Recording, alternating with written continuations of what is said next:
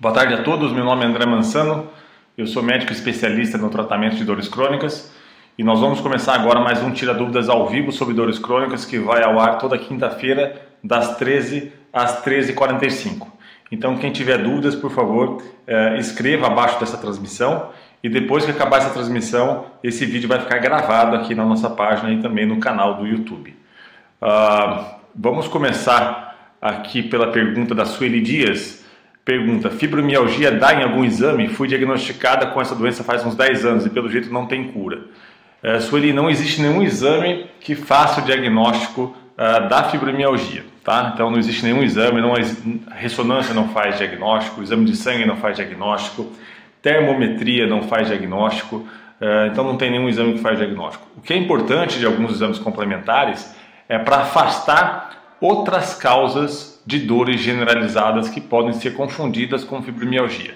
Então nós sabemos, por exemplo, que hipotiroidismo pode causar dores generalizadas, hiperparatiroidismo também pode, algumas deficiências vitamínicas podem, algumas doenças reumatológicas podem causar dores generalizadas e isso pode ser confundido com fibromialgia. E o tratamento muda consideravelmente de acordo com a causa da doença.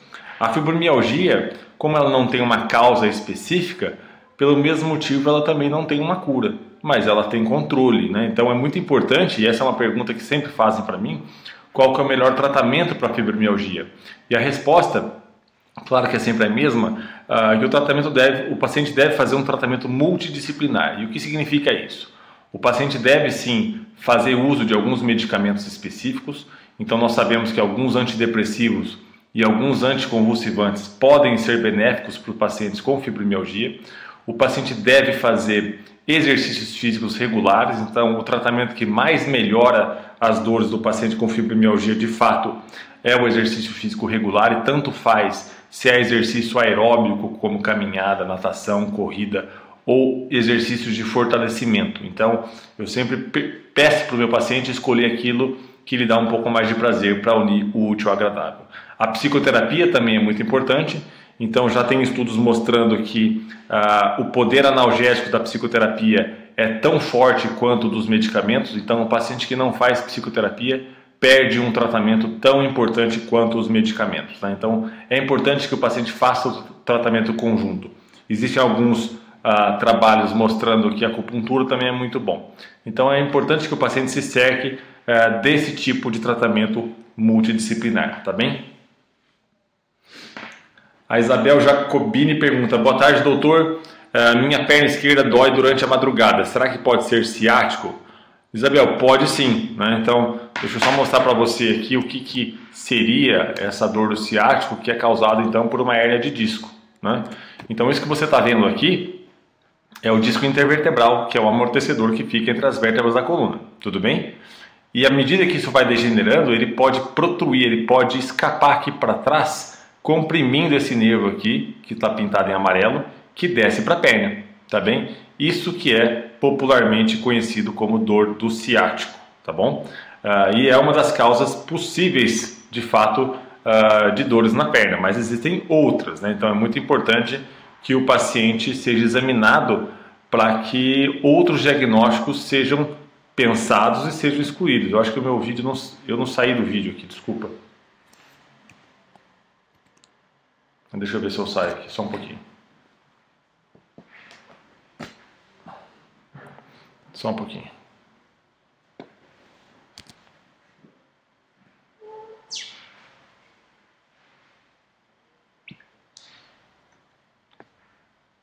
Eu continuo no vídeo, né?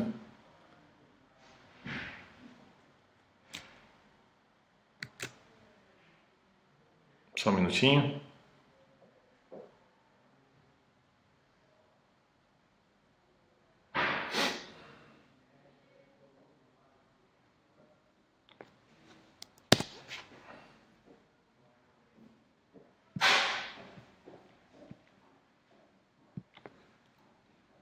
Então aqui, novamente, isso que você está vendo aqui é o disco intervertebral. Agora acho que vai funcionar.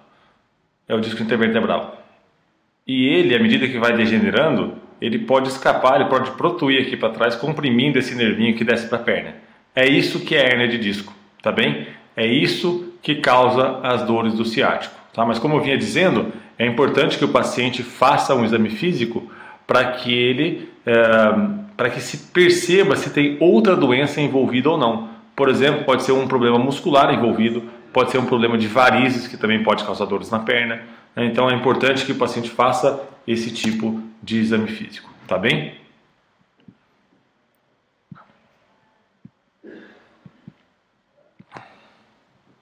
Vamos lá, só mais uma pergunta.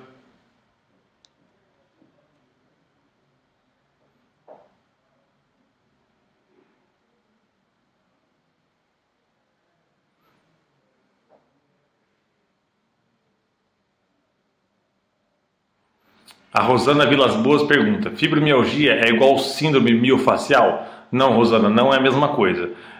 Embora ambas as doenças podem cursar com dores aparentemente no músculo. Então, os estudos com pacientes com fibromialgia mostram que a musculatura está normal, né? Tem trabalho até com biópsia muscular mostrando que a musculatura está normal. A dor miofacial é uma dor de fato de uma contratura muscular mais importante em alguns pontos dos músculos, que pode acontecer em qualquer músculo do corpo. Então não é a mesma coisa. A dor miofacial é um problema do músculo e a fibromialgia é um distúrbio das vias que percebem e que conduzem o estímulo doloroso. A Bárbara Cristina diz: boa tarde, doutor, tenho distrofia há 5 anos, já fiz de tudo. Queria parar de tomar remédio, simpatectomia, lombar, bloqueio, não sei mais o que fazer, o que me indicaria? Bárbara, parece então ser um quadro de distrofia bastante grave, né, bastante acentuado. Uma vez que você já fez simpatectomia e bloqueio, uma das terapias que pode te beneficiar seria a estimulação medular, tá bem? Então deixa eu mostrar para você aqui o que é a estimulação medular. Durante esse procedimento de estimulação medular, nós colocamos um eletrodo que fica repousando atrás da sua coluna, tá bem? Esse eletrodo é ligado a um gerador que fica debaixo da pele como se fosse um marca-passo, tá? E esse gerador, ele fica o tempo todo mandando estímulos elétricos na medula para inibir a dor do paciente, né? Então já tem diversos estudos científicos mostrando que pacientes com distrofia que são submetidos a esse tipo de procedimento têm melhoras da sua dor, né? Então mostram também que quanto antes for feito esse procedimento, mais então o paciente vai melhorar, né? Então, já que você já toma muito medicamento, fez a simpatectomia, fez os bloqueios e não melhora, talvez converse com o seu médico, talvez o estimulador medular possa te ajudar bastante, tá bem?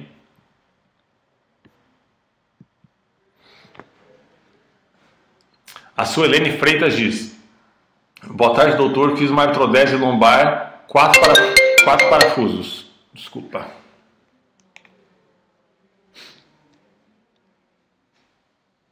Vamos lá.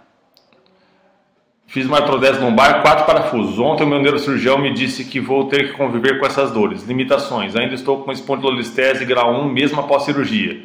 Mas ele disse que não pode mexer mais. Esse é o resultado da cirurgia. Sinto dores dia e noite. Então, Suelene, isso que você tem é o que nós chamamos de síndrome pós-laminectomia, tá bem?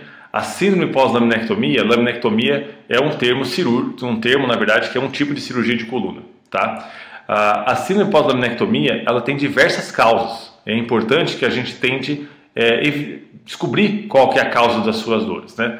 Uma das causas de dor pós-cirurgia de coluna é, de fato, a formação de cicatrizes cirúrgicas. Por quê? Da mesma forma que quando nós cortamos a pele forma cicatriz, quando o cirurgião mexe na região dos nervos, que nós chamamos isso de espaço peridural, também formam cicatrizes, tá? E isso pode então comprimir os nervos e isso pode causar bastante dor, tá? Outra causa de dor é o que nós chamamos de dor da articulação sacroiliaca. Deixa eu mostrar para vocês aqui o que é articulação sacroiliaca, só um pouquinho. Só um minutinho que eu vou achar aqui. Isso que vocês estão vendo aqui é a articulação sacroiliaca. É a articulação que fica entre o osso da bacia, que é o ilíaco, e o osso do sacro, tá bem? E é uma articulação como outra qualquer. Ela tem cartilagem, como a do joelho, como a do quadril, etc. Tá bom? E quando o paciente faz cirurgia de coluna, em especial com pino e parafuso, que envolve L5-S1, pode sobrecarregar essa articulação, tá? E nos pacientes que têm essa sobrecarga, eles podem cursar então com dores nas costas, no glúteo, eventualmente até nas pernas. Até 30% dos pacientes que têm dores lombares depois de cirurgia de coluna têm a articulação sacroiliaca como culpada pela dor, tá? Isso é muito importante. E como que a gente faz para descobrir se o paciente de fato tem a sacroiliaca, a articulação sacroiliaca como fonte da sua dor? Não tem outra forma senão fazer o que nós chamamos de bloqueio diagnóstico. E durante o bloqueio diagnóstico, nós conseguimos visualizar a articulação sacroiliaca por um aparelho de raio-x que fica no centro cirúrgico, tá bem? Então o paciente fica deitado de bruço, como vocês estão vendo aqui. Existe esse arco que está branco aqui, que é o arco, a animação, mostrando como que é o raio-x do centro cirúrgico. E nós conseguimos localizar a articulação sacroiliaca através desse aparelho. O paciente fica com uma sedação, como se fosse uma endoscopia. A gente faz uma anestesia na pele e coloca uma agulha bem fina dentro da articulação sacroiliaca, como está mostrando aqui nessa animação. Tá bem? E aqui a gente injeta então uma substância com anestésico local e um anti-inflamatório. Esse procedimento ele tem dois objetivos. O primeiro é o diagnóstico. Por quê? Porque se nós colocarmos um anestésico dentro da articulação e o paciente melhorar, nós temos então a certeza que de fato aquela articulação era a fonte da dor. Tá? E segundo, também serve como tratamento, porque nós colocamos um anti-inflamatório dentro da articulação. É bem verdade que é um dos tratamentos mais simples para o problema. Eventualmente nós podemos fazer até a radiofrequência da articulação sacroiliaca, mas nós não podemos fazer a radiofrequência sem antes ter o diagnóstico de certeza de que a articulação sacroiliaca é a culpada pela dor. Outra causa de dor são eventualmente alguns parafusos e algumas placas mal posicionadas, embora isso aconteça mais raramente, tá? Então, para cada tipo de dor tem um tratamento mais interessante, tudo bem?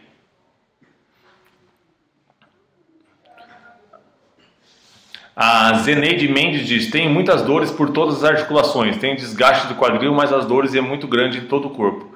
Então, Zeneide, uma das possibilidades é que de fato as artroses, eu não sei a sua idade, mas quanto mais idoso o paciente, maior a probabilidade do paciente ter artrose.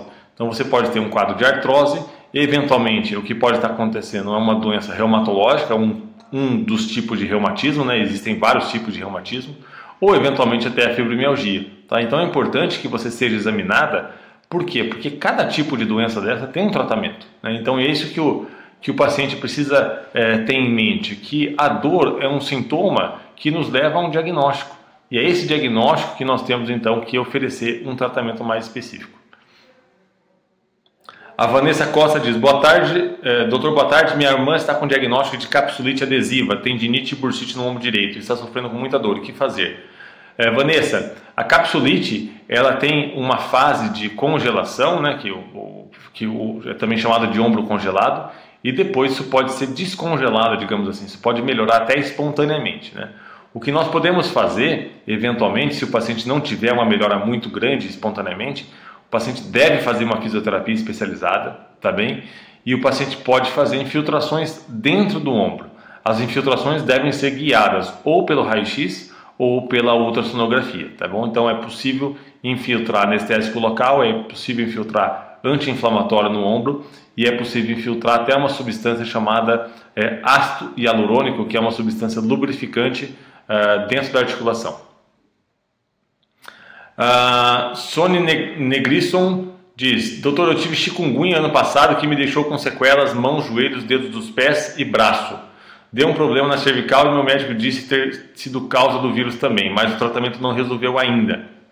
Então, Sony, muitos pacientes que têm chikungunya evoluem com dores nas articulações e a maioria deles preenchem os critérios para artrite reumatoide, tá? Então, seria muito interessante que você procurasse um bom reumatologista para ver se você tem critérios diagnósticos agora, depois da chikungunya, para artrite reumatoide. Por quê? Porque existem medicamentos específicos para pacientes com artrite reumatoide, né? Então você tem muita chance de melhorar.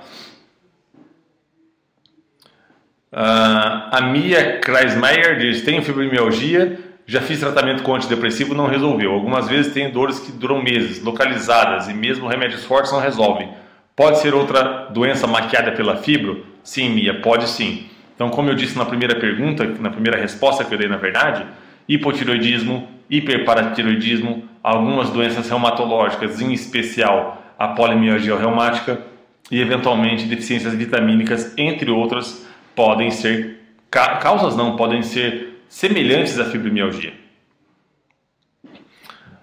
O Júlio Badini diz: fiz dissectomia por vídeo nesse último sábado, estou com dificuldade de movimentos da perna no pé direito. Isso é normal no pós-cirúrgico ou posso ficar com sequela? Júlio, isso é uma pergunta que você tem que discutir, desculpa, com o cirurgião que fez a dissectomia, tá? Eu não consigo opinar porque eu não examinei, eu não sei como foi feita a cirurgia, então é impossível de eu opinar no seu caso específico.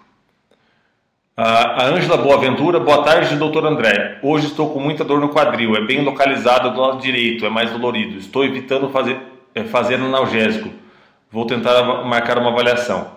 É muito importante que você seja avaliada, Ângela. Por quê? Porque as dores nos quadris, elas podem ser de dentro do quadril, mas elas também podem ser de estruturas de fora do quadril, né? Então, tendões, músculos, eventualmente articulação sacroiliaca.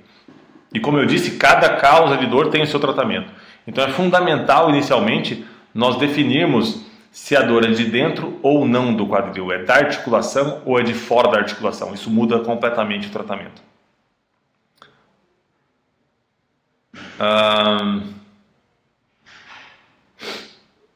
A Cíntia manda uma pergunta, mas parece que é a continuação de alguma outra que não apareceu para mim. Eu vou ver se aparece. A Maria Helena Azevedo diz: tenho hérnia de disco na cervical, sinto muita dor nos joelhos e tornozelos. Pode ser da hérnia? Muito difícil que a hérnia cervical produza essas dores nos joelhos e nos tornozelos. É muito mais frequente que isso seja de uma artrose nos joelhos e no tornozelo, ou eventualmente até uma hérnia lombar, mas é bem menos provável. A Mariana Leão diz: boa tarde, doutor, tenho tendinite no braço esquerdo e está doendo muito o braço e o ombro todo. Já tomei muito remédio e não melhora a dor de jeito algum. Também tem um pouco de desgaste na lombar. O que posso fazer? Mariana, se você não está fazendo fisioterapia, você de fato deve fazer, tá? Agora, depois que você for examinada e for definido, por exemplo, que o problema é no tendão do ombro, um ou outro tendão, ou eventualmente na bursa, é possível fazer infiltrações nesse tendão com substâncias anestésicas, anti-inflamatórias ou eventualmente até com ácido hialurônico. A Carmelita James Pimentel diz: doutor, fui no ortopedista e pedi um raio-x que deu bursite trocantérica. Como fiz recentemente cirurgia para retirar a vesícula, ele só passou um remédio Traumil e também aplicou uma injeção do mesmo remédio na coxa. Passou fisioterapia, mas continuo sentindo dor. O que fazer nesse caso? Primeira coisa, Carmelita, é que raio-x não faz diagnóstico de bursite trocantérica. Então, raio-x vê principalmente estrutura óssea. Ele deve ter feito esse diagnóstico clinicamente, o que é de fato algo bastante correto. É um diagnóstico clínico também. O ultrassom pode mostrar algumas coisas na bursa trocantérica e a ressonância também. O raio-x não consegue avaliar a bursa trocantérica, tá? E uma das possibilidades é você fazer uma infiltração diretamente na bursa, guiado com o raio-x ou guiado com o raio-x, desculpa, com o ultrassom, tá? Essa é uma possibilidade.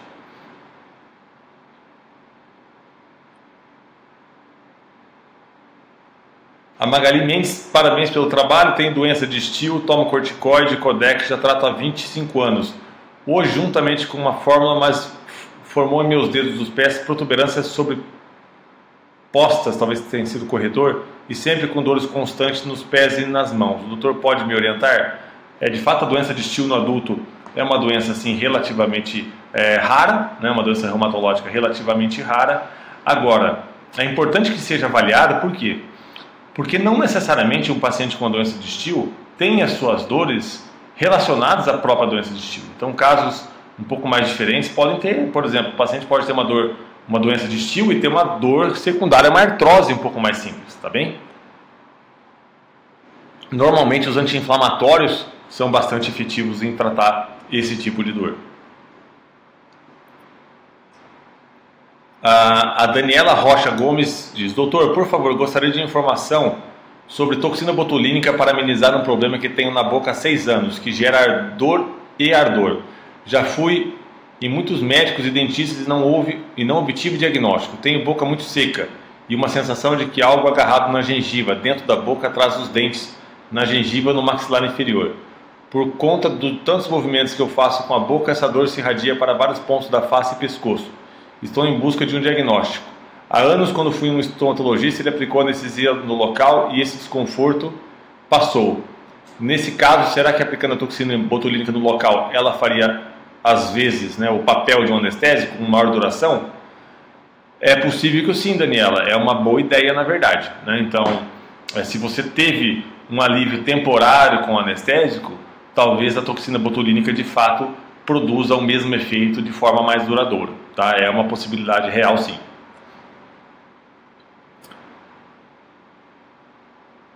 A Maria Cesalcina: boa tarde, doutor. Eu sofro muito à noite, já fiz cirurgia de hérnia há 10 anos. Agora tenho outra dor contínua, sai das costelas, vem para frente, desce para as virilhas. Já fiz vários exames de rim, não dá nada, não sei mais o que fazer. Deixa eu rever sua pergunta aqui, só um minutinho.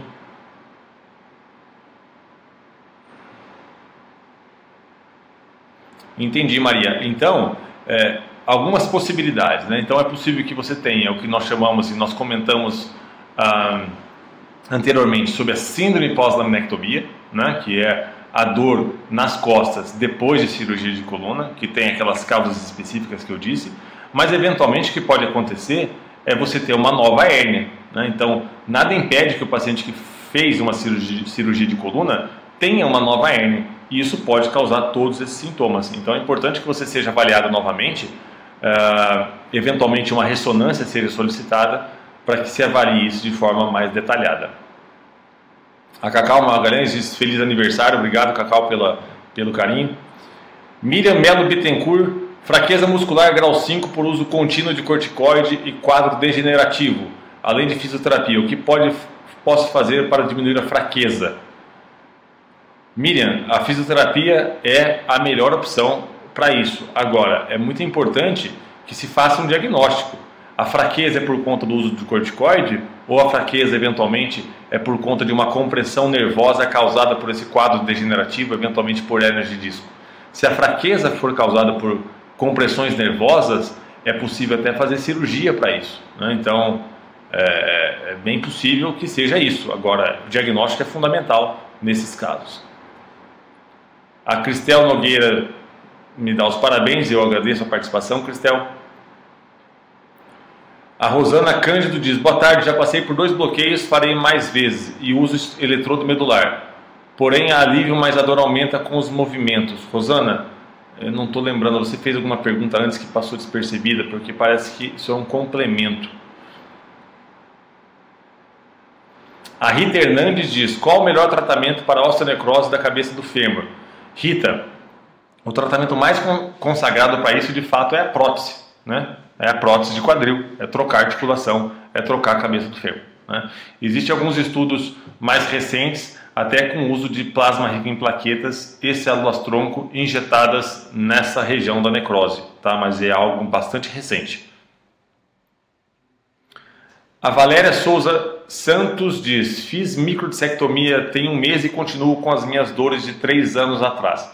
Percebo que elas aumentaram, fiz também um bloqueio logo após 5 dias da cirurgia, o que me fez ficar sem força na perna esquerda e estou usando um andador para andar.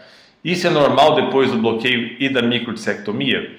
Não, Valéria, não é normal, né? Então você ficar sem força na perna esquerda, isso nunca é normal. Então é preciso avaliar o que está acontecendo. A hérnia, ela pode ter recidivado, as hérnias podem voltar mesmo após cirurgias, né? Então isso é importante. O exame físico pode nos apontar para isso, mas eventualmente é preciso fazer uma nova ressonância para ver se a hérnia voltou, né? Então não tem como saber exatamente se é uma nova hérnia, porque eu não te examinei, mas é uma possibilidade. E nem sempre a cirurgia resolve o problema do paciente, né? É um bom tratamento, mas nem sempre resolve.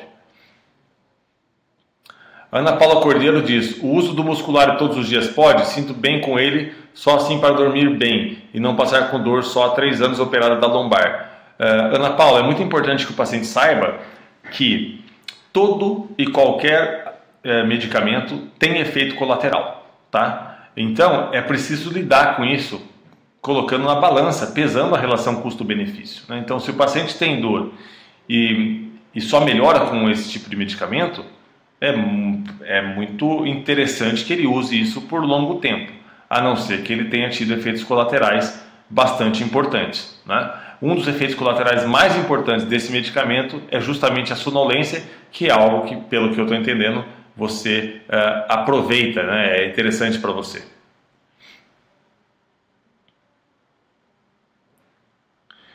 A Sônia Negrisson, que teve a chikungunya, diz: a sequela de chikungunya tem cura total porque não movimenta minha perna esquerda. Eu trato com ortopedista, meu plano não tem reumatologia.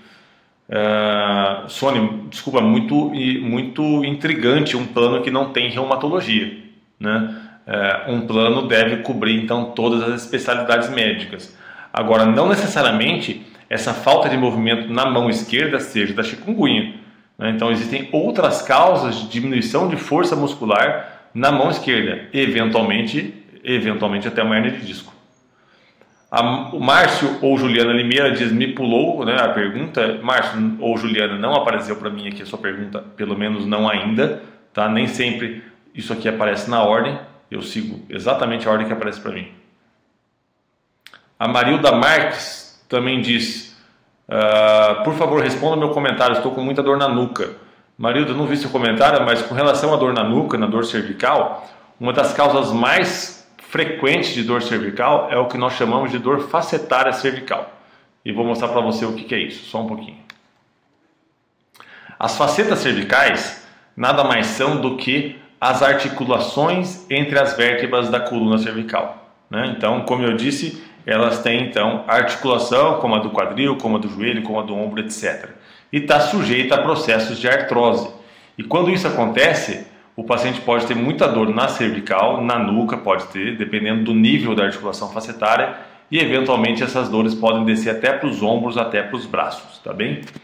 A única forma de nós diagnosticarmos isso é fazer o que nós chamamos de bloqueio facetário cervical, que é colocar uma agulha dentro da articulação facetária cervical, tá? Então, nós colocamos o paciente deitado, com uma sedação, como se fosse uma endoscopia, e guiado pelo raio-x, nós colocamos uma agulha aqui diretamente dentro da articulação e injetamos uma substância anestésica e anti-inflamatória para tentar então aliviar as dores do paciente, tá bem? Essas são a principal causa, na verdade, de dores cervicais crônicas, né?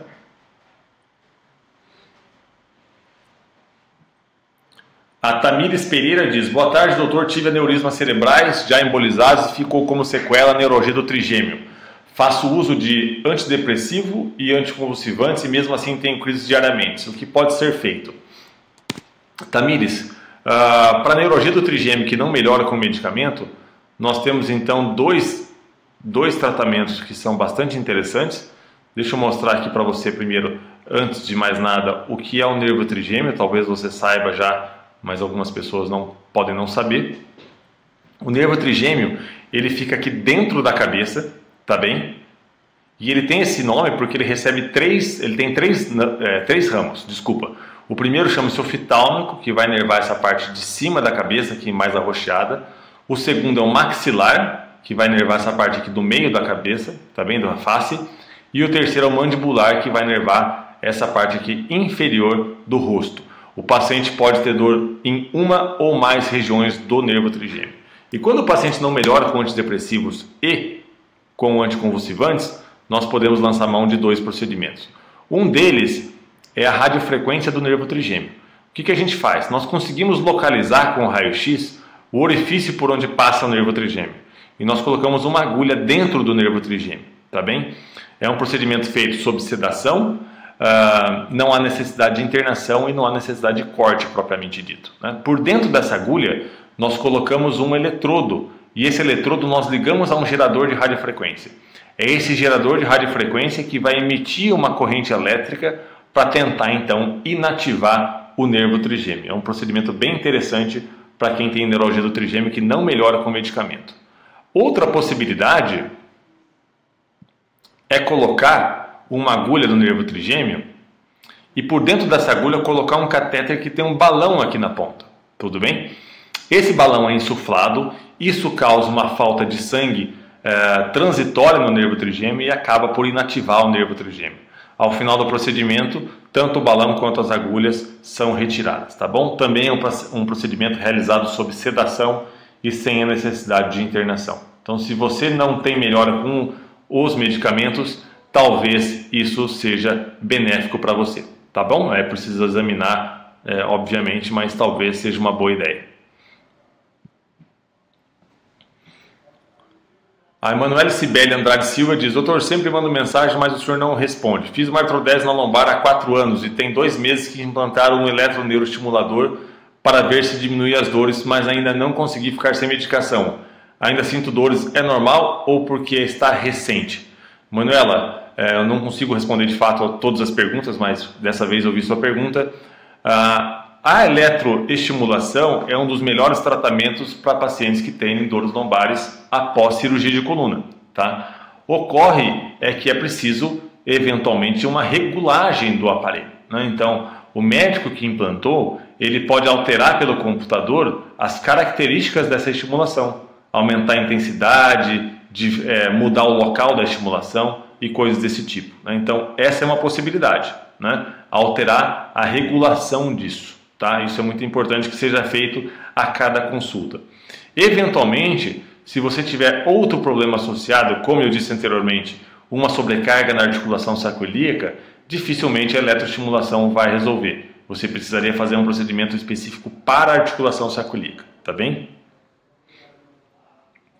A Maria de Jesus Oliveira Alves diz: sinto dores nas costas do lado direito. O que pode ser? Maria, pode ser uma infinidade de problemas, desde pedra no rim, até hérnia de disco, até artrose nas articulações das facetas lombares, né, as articulações da coluna lombar, problemas musculares e algumas compressões nervosas, né? Então pode ser bastante coisa, na verdade. A Sony disse que já teve bursite e tendinite também, a paciente que teve chikungunya, né? A Luzia Frasson Mungo diz: descobri que tenho artrose dos quadris, o que fazer? Luzia, o tratamento da artrose do quadril deve passar obrigatoriamente pela fisioterapia, tá bem? Uma fisioterapia específica para a artrose do quadril. E eventualmente, quando o paciente não melhora com a fisioterapia, nós podemos fazer infiltrações com uma substância chamada ácido hialurônico ou eventualmente até cirurgias de prótese do quadril, tá bem? Rodrigo Lima dá parabéns, desejo sucesso. Eu que agradeço, Rodrigo, a participação. O Rodrigo é um fantástico anestesista lá da Faculdade de Medicina de Botucatu. A Sônia Bassotto diz: tenho dor na perna esquerda devido ao nervo ciático e também estou percebendo que minha perna está afinando mais do que a direita. Tenho hérnia de disco e tenho muita dor. Então, Sônia, vou mostrar novamente aqui o que é hérnia de disco para você entender o que está acontecendo com você, né? Se de fato é essa a causa da sua dor. Só um pouquinho. Isso daqui que você vai ver é hérnia de disco, né? Aqui novamente está mostrando o disco intervertebral, tá bem? Que é a substância que fica aqui, é o amortecedor entre as vértebras da coluna. E à medida que a coluna vai degenerando, ele pode escapar um pouco para trás aqui, comprimir esse nervo que desce para a perna, que é popularmente conhecido como ciático, tá bem? É isso que causa a dor que vai para a perna e isso pode de fato causar uma atrofia muscular, tá? Existem vários tratamentos para hérnia de disco. Esse aqui é um dos mais simples, lembrando que a fisioterapia é sempre fundamental, tá bem? Nós conseguimos fazer então o bloqueio, que nós posicionamos uma agulha imediatamente ao lado dessa raiz nervosa que está comprimida, assim como vocês estão vendo aqui nessa animação, e a gente faz isso guiado pelo raio-x no centro cirúrgico, tá bem? E nós infiltramos uma substância anestésica e anti-inflamatória nela, tá bem? Então, existe um trabalho muito interessante onde os pesquisadores recrutaram vários pacientes que estavam com hérnia de disco já na fila da cirurgia, tá? E eles submeteram esses pacientes a um protocolo de tratamento que consistia na aplicação desse bloqueio e numa fisioterapia especializada. E o que eles perceberam é que menos de 20% desses pacientes precisaram operar, né, no decorrer de um ano. Então é um tratamento bastante interessante. E aqui de fato é o que nós visualizamos durante o procedimento no centro cirúrgico. Nós injetamos uma substância que é um contraste e que nós desenhamos a raiz nervosa de modo que nós sabemos que estamos bem pertinho do nervo e nós conseguimos então injetar com precisão a nossa substância analgésica, tá bem? Existe outro procedimento chamado de epiduroplastia com um catéter, né? Então nós conseguimos navegar um catéter através de um orifício acima do cóccix e nós vamos navegando esse catéter, como vocês estão vendo aqui nessa foto, até a região da hérnia de disco, tá bem? E aqui nós infiltramos substâncias anestésicas, substâncias anti-inflamatórias e uma substância que tem como objetivo reduzir o inchaço da raiz nervosa. Porque quando o paciente está com uma hérnia de disco e comprime o nervo, isso gera uma resposta inflamatória e a raiz nervosa incha. Isso piora ainda mais a compressão. Outra possibilidade é fazer o que nós chamamos de descompressão percutânea do disco intervertebral. E aqui é apenas uma das formas de fazer isso, mostrando aqui a animação o que é hérnia de disco, né? O disco intervertebral vindo aqui para trás e comprimindo a estrutura nervosa que vai para a perna. E nós conseguimos, através de um procedimento que não tem cirurgia propriamente dita, colocar uma agulha dentro do disco intervertebral, tá bem? Então nós fazemos isso sem uma cirurgia propriamente dita, sem corte. Por dentro dessa agulha, nós colocamos um eletrodo específico. Navegamos até a região da hérnia e nós podemos então cauterizar essa hérnia de disco, né? Esse é um dos tipos de descompressão percutânea do disco intervertebral. Existem outras técnicas para que seja atingido esse objetivo, tá? É claro que isso não resolve todos os casos e não é indicado para qualquer tipo de hérnia. É preciso examinar e avaliar a ressonância do paciente para ver se isso tem indicação específica para aquele paciente, tá bem?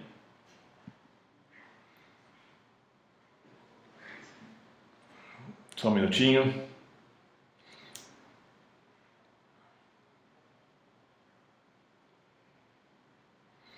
A Solange Diogo diz: já tomei vários remédios, fiz tomografia e o médico disse que não tem cura. Tenho artrose e esporando o osso que cresceu para fora, não posso calçar sapato. Solange, eventualmente o que você tem é o que nós chamamos de fascite plantar, que é uma inflamação de uma estrutura que se liga ali no calcanhar, né?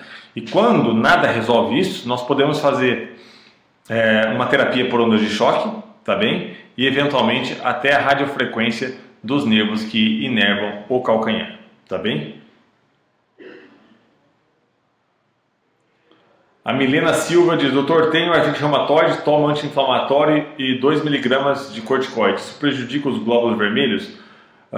Milena, tanto os anti-inflamatórios quanto os corticoides podem, em casos mais raros, diminuir a produção de glóbulos vermelhos, mas é algo bastante raro. Mas o uso crônico dessas medicações tem outros efeitos colaterais, como problemas intestinais e problemas renais. Acontece que se você tem artrite reumatoide e precisa tomar esses medicamentos, é um risco que talvez você tenha que correr.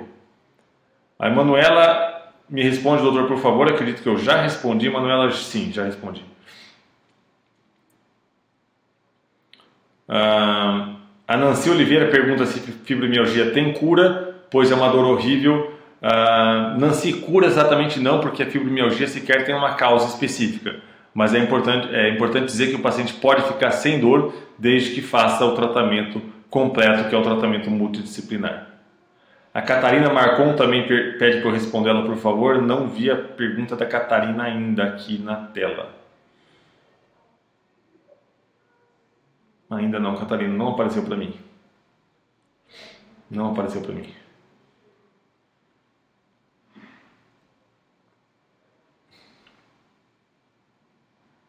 A Rosana Freitas diz: doutor, eu tenho nevralgia do trigêmeo e tomo gabapentina e oxcarbamazepina de 6 em 6 horas. É agora muita dor.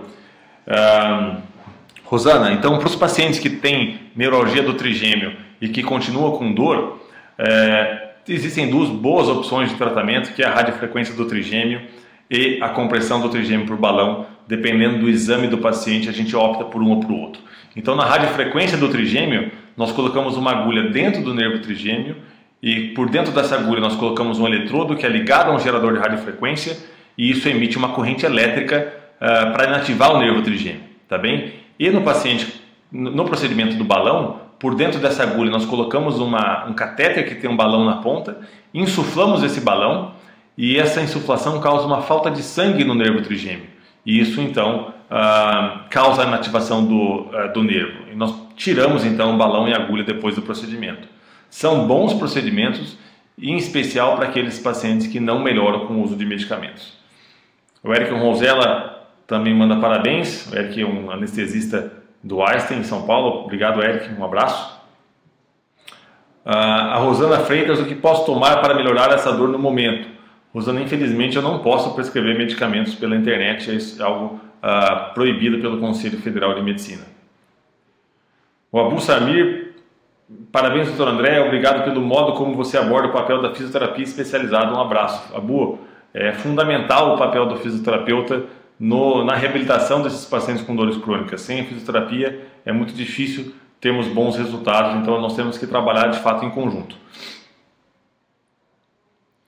A Marilda Marques diz, logo no começo fiz uma pergunta, por favor responda. Meus parabéns. Marilda, não apareceu para mim, eu vou procurar depois, talvez eu consiga responder isso por escrito, mas não apareceu para mim ainda.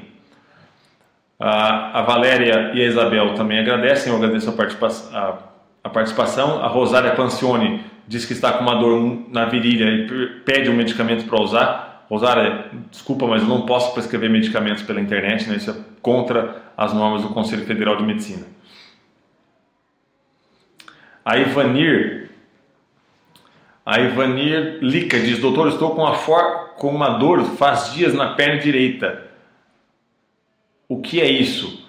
Então, Ivanir, existem várias causas de dor nas pernas, né? Uma delas é hernia de disco, outra causa de dor são lesões musculares, eventualmente varizes podem causar dores nas pernas, eventualmente um problema de circulação arterial, né? Uma falta de fluxo sanguíneo para a perna também pode causar dor, eventualmente um problema nas articulações entre as vértebras da coluna também podem causar dores nas pernas. Então é importante, e não tem como sem examinar, saber de fato o que você tem.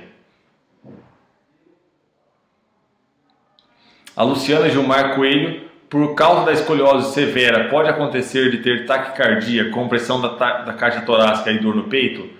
Sim, Luciana, se a escoliose for muito importante, é possível sim. A Neuza Verona diz, oi doutor, fui ontem encaminhado pelo meu médico à cirurgia do nervo trigêmeo, já tenho há anos, estou ansiosa com medo e aquela que corta atrás da orelha, tenho pressão alta, desde ontem não sai da minha cabeça, a cirurgia é que dói o nervo trigêmeo. Então, Neuza, de fato, a descompressão cirúrgica do nervo trigêmeo, que é o procedimento ao qual você vai ser submetida, é um bom procedimento. Ele é mais invasivo do que aquelas medidas que eu falei anteriormente, mas se o seu médico indicou, ele que te examinou, é um bom tratamento, na verdade, né? Agora a gente não tem como prever a ocorrência de complicações ou não. E é muito compreensível, é muito comum que o paciente fique com receio antes de qualquer cirurgia, né? Esse é um sentimento bastante comum e bastante compreensível. A Denise também agradece pelo conhecimento e informações. Denise, a psicóloga de São Paulo. Obrigado, Denise, obrigado pela participação. A Marilda Frondola, boa tarde. Tenho artrose, é desgaste no joelho direito com indicação para cirurgia e esquerdo começando a doer. Somente cirurgia ou tem alguma medicação para aliviar? Marilda, existem 2 tratamentos para tentar evitar a cirurgia, né? Não necessariamente é possível evitar a cirurgia.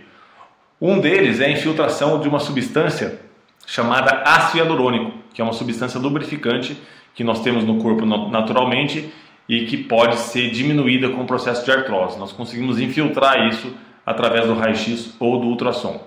E outra possibilidade é fazer a radiofrequência dos nervos do joelho, né? Que é de fato queimar os nervinhos que inervam o joelho, tá bem?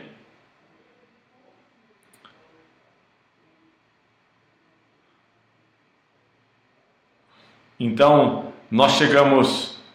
Tem mais uma pergunta aqui, eu acho que é da Manuela, que já havia mandado uma pergunta. Obrigado, mas eles disseram que eu tinha aracnoidite adesiva. Esse tratamento é o mais indicado? Emanuela, aracnoidite adesiva é de fato um quadro de difícil tratamento, tá bem? É preciso avaliar a extensão, a gravidade dessa aracnoidite adesiva, porque o estimulador medular pode sim ser um bom tratamento para isso, tá bem? Então nós chegamos ao fim de mais um Tira Dúvidas ao vivo a respeito de dores crônicas.